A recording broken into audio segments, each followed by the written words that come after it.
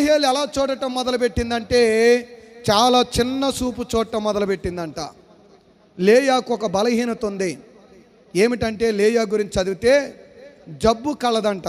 అంటే కళ్ళమ్మట ఎప్పుడు నీళ్లు కారుతూ ఉంటాయి, కన్నుల్లో పుసుకులు కడతా ఉంటాయి, కొంతమందికి వేడి చేసి కడతా ఉంటాయి.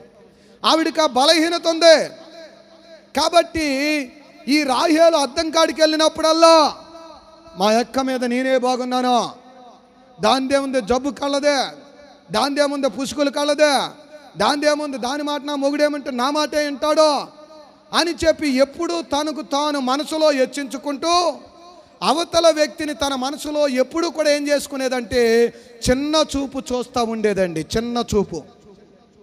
ఈరోజు నా దేవుని మాటలు వింటున్న నీవు కూడా దేవుడు అందం ఇవ్వచ్చు, ఆరోగ్యం ఇవ్వచ్చు, బలం ఇవ్వచ్చు.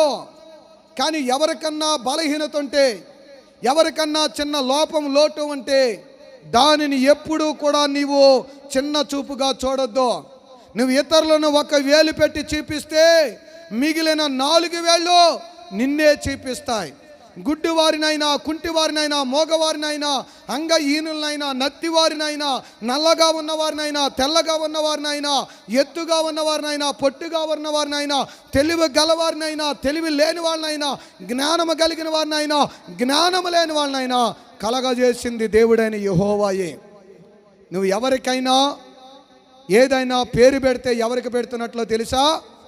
దేవుడికి, సృష్టికర్త అయిన దేవునికి పేరు పెడుతున్నట్లంట. దేవునికి స్తోత్ర, హల్లెలూయా.